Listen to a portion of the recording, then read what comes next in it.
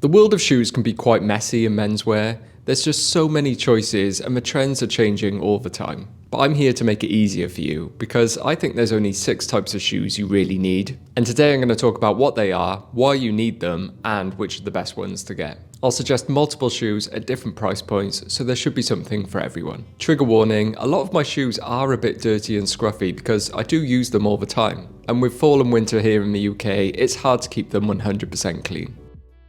Just before we get into it, a quick message to say you might have seen something new pop up on my channel this week. I've started a YouTube members only series where I'm going to be able to talk about a lot more topics in way more detail. It's going to be a great opportunity for us to actually get to know each other and discuss the things you really want to hear about. But don't worry, my usual Sunday videos aren't going anywhere. These are just something extra for those who might be interested. So feel free to join if that sounds good to you. I've also started a Patreon page which will have exactly the same content if you prefer that platform. Now let's get back to the shoes. Now, since we are currently in fall and soon to be winter, I think the best place to start here is boots. Every guy needs a pair of boots in my opinion. They're going to be able to withstand the weather and they just look impressive. I recently received these Lanks Timperley boots and they're absolutely beautiful. Made of full grain leather sourced from a tannery in France, which means they will break in and age beautifully. Plus they have a Goodyear welted sole so they can be replaced time and time again. They're in that classic derby boot shape which is extremely versatile in my opinion. It's very easy to dress up for a smarter occasion like work or dress down and wear casually with some jeans for example. They are quite pricey though, so if they're not for you, then a perfect alternative is the Solitaire 8-eye derby boot. Or even the Doc Martens 1460s made in England range, which I've owned in the past and rate very highly. Another boot option you can't go wrong with is a hiking boot. The ones I have are the Dana Mountain Lights, which are the absolute OG classic hiking boots, especially in this brownish colorway which is called Cascade Clovis, along with the red laces. These were super on trend a few years ago, but I can recommend them because even though the trend is over, they still look good. And they're incredible for the winter, especially with the one-piece leather upper and Gore-Tex lining to keep your feet dry. I also find them to be surprisingly versatile. The chunkiness of them really suits being paired with a relaxed pair of trousers. If you're looking for a similar design but want to spend a bit less, Arquette and COS do their own versions which seem to be highly rated. The final type of boot I'd recommend is a service boot style. I have the Red Wing Blacksmiths and they're just a total classic. And of course being Red Wings, they're built to last. If you want to go the whole hog, then Viberg make the best ones by all accounts, but you will have to pay up for them. Whichever ones you go for though, you'll find service boots are fantastically versatile because they're very low key. So if you don't fancy that kind of militant look of derby boots or the chunky old school hiking boot vibe, then these might be the best ones for you.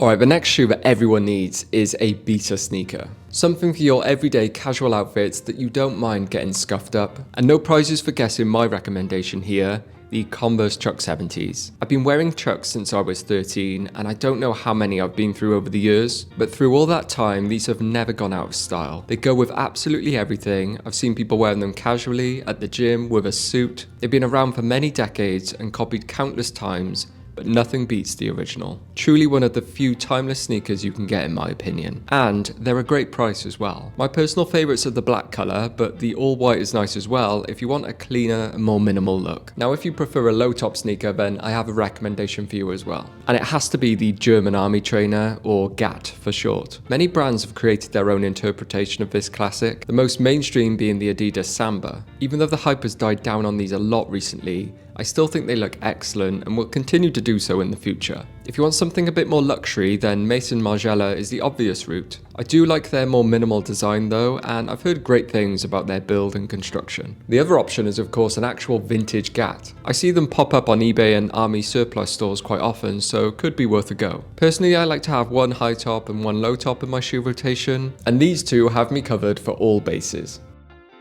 Alright, next up, everyone needs a smart pair of shoes in their rotation. But the key is to get something that is, yes, smart and suitable for formal occasions, but also very versatile as well. You don't want something that can only be worn with very specific pieces like winkle pickers or something. In my opinion, the best route to go is a loafer. They can just be worn anywhere and with anything. They go well with a suit, with chinos, or with jeans and a t-shirt. If you want something truly timeless, then I'd stick to a loafer with a regular sole. There's a lot out there with really chunky soles, which could come off as a bit too casual, and then some on the other side of the spectrum that have a tiny thin sole, which look a bit goofy in my opinion, and also very uncomfortable. There's plenty of loafers to choose from, but here's some of my recommendations. I've been wearing the Bridlands over the past year or so. They're extremely well made, of some of the nicest leather I've tried, and they're really affordable. The Ouijans are an absolute classic and are also well priced. And the Gucci horse bits are undeniably cool, but the price is kind of crazy, and I'm not sure what the quality is like. If any of you own them, let us know down in the comments. If loafers aren't your thing at all, then I've personally found the Paraboot Michael to be just as versatile. They dress up really well. I've worn them with suits on many occasions, and the more I wear them and break them in, the better they seem to look.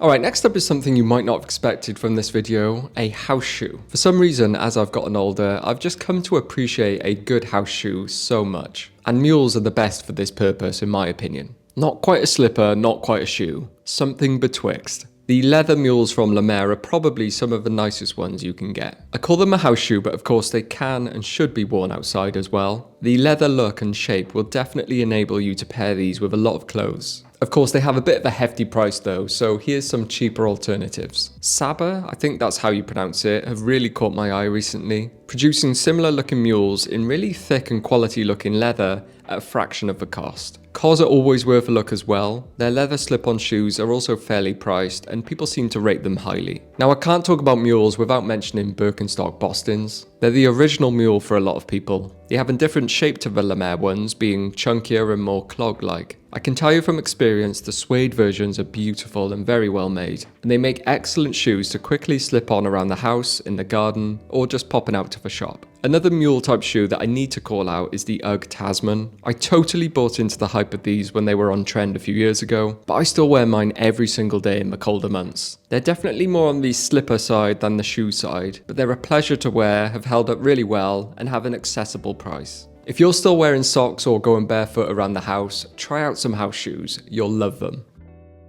Next up, if you're even remotely active, you're going to want a good pair of sports shoes. I kind of split mine up between the gym, running, and then just casual exercise like walking. For the gym, the good news is that you can overlap it with your beta sneakers for the most part. Converse Chuck 70s, Vans Skate Lows, Gats, they all work well for the gym because they have a flat sole, which is preferable when lifting weights. Another sports shoe a lot of us will need is a running shoe. I've taken up running recently and believe me, getting the wrong ones is bad news. The one I settled on was the Hoka Bondi 9. Not only is it a highly rated running shoe, but it's also pretty aesthetic in my opinion, and could be worn casually, especially once I retire them. The Asics Super Blast 2 are also very well reviewed and have a similar look, as well as the Nike Pegasus 41s, which can also look good in the right colorway. If you don't go to the gym or run and prefer something a bit more leisurely, then the go-to brand for this is New Balance in my opinion, especially the 990s, 991s, 992s and 993s. These are the best quality ones they make, so they're a little pricier, but they're super well made, extremely comfortable, and still look really stylish,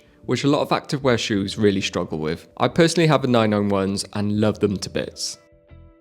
Last up, I don't think you'll find this recommendation in many other shoe videos, but I think there's always room for something a little bit special in your rotation. By that I mean something that doesn't necessarily fit into any of the other categories we've discussed today. It could be something that's on trend and you want to try. For example, at the moment, some of the big trends are the Dries Van Noten sneakers and ruched loafers. I personally have a feeling that they're a bit of a hype trend at the moment and may not last that long. But if you feel the need to get them, knowing that you might not like them this time next year, then I'd say go for it and satisfy your urge. But perhaps only limit yourself to one. We're not about wasting money on this channel. But sometimes you can get a lot of happiness out of trying something new, and it can spice up your rotation. So there's the only 6 categories of shoes that I think you really need. I'd love to know if you'd add or take away anything from this list. Let us know down below. And also be sure to join my YouTube channel membership or Patreon if you want to see more content like this. But anyway, as always, thank you very much for watching, and I'll see you next time. Ta-ra.